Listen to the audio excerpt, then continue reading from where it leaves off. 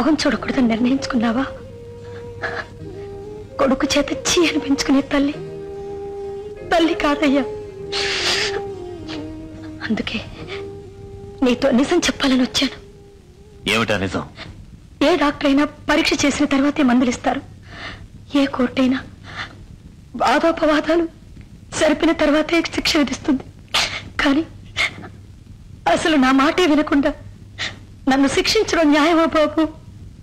న్యాయం ధర్మం అనే మాటలకి నిర్వచనాలు చెప్తుంటే వినే స్థితిలో నేను లేను. నేను మాట అంటూ వింటే నా తల్లి మాట వింటాను. బాబు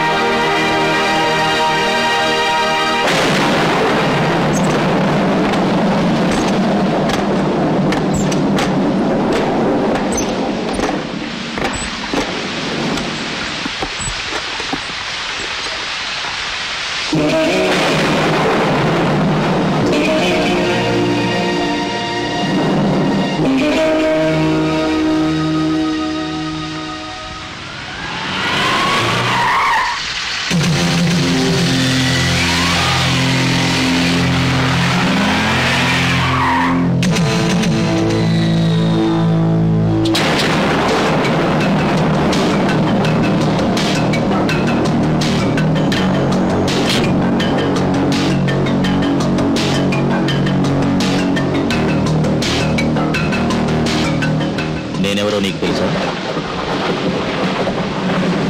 తెలీదు. వర్షంలో ఎందుకే తపస్సు? మాటలు రావా? మా డాడీని ఎదిరించే వాళ్ళు ఈ చుట్టుపక్కల ఎవ్వరూ లేరనుకున్నాను. ఆ దమ్ము నీకే ఉందని నమ్ముతున్నాను. అసలు మా డాడీకి నీకు ఏమిటి సంబంధం? చెప్పు. నీ బాబుని అడగరా, చెప్తాడు నేనెవరో.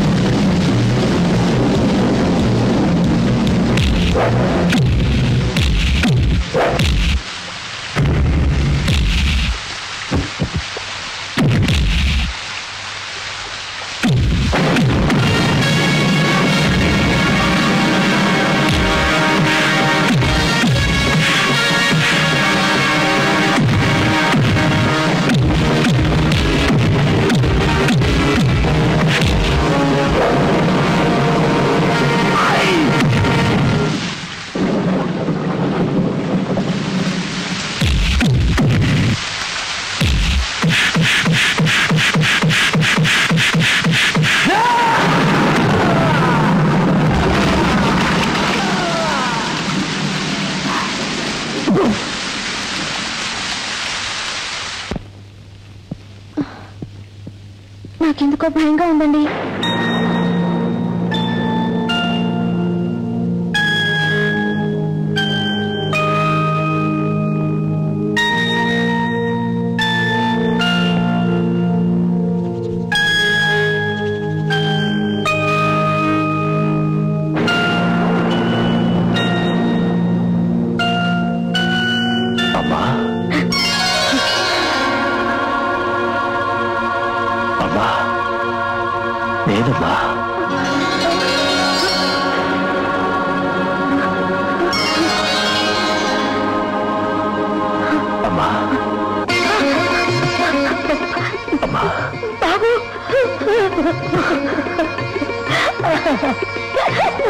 కన్న తల్లి కడుపు తీపేమిటో తెలియక మూర్ఖంగా ప్రవర్తించానమ్మా.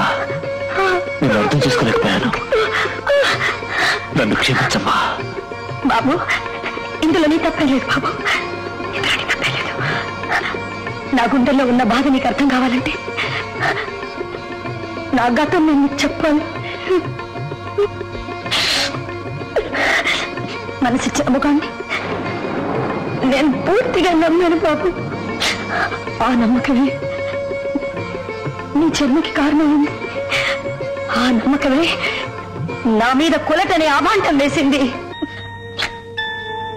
నీ పసిరూపాన్ని చూసి మురిసిపోతూ అవమానాలు మర్చిపోతూ బ్రతుకుతూ ఉంటే నిన్ను అడ్డం పెట్టుకుని ఆస్తి మీదకి వస్తానేమోనని మన ప్రాణాలు తీయడానికి రౌడీని పంపించాడు బాబు.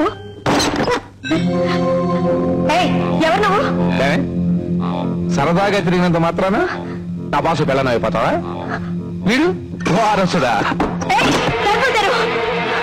తలుపులు తెరవటానికి రాలేదే, రెండు ప్రాణాలు తీయటానికి వచ్చానే.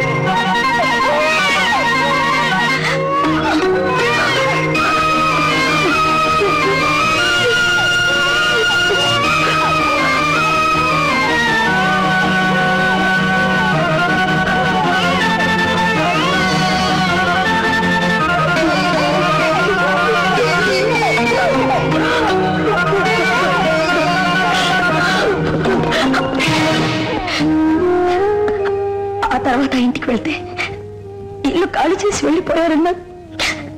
నేను నీకోసం ఎంతో వెతికాను తెలుసా బాబు. అప్పటి నుంచి నీ వయసున్న వాళ్ళని చూసినప్పుడల్లా వీళ్ళల్లో నా బాబు ఎవరోనని ఆశతో వెతికేదాన్ని, నిరాశతో తిరిగి వెళ్ళేదాన్ని. కానీ ఆ భగవంతుడు ఈనాడు బాబు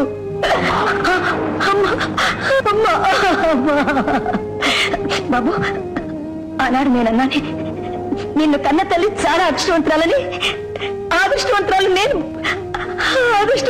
నేనమ్మా, అదృష్టవంతురాలు నేను. నాకు నా బాబు దొరికాడు.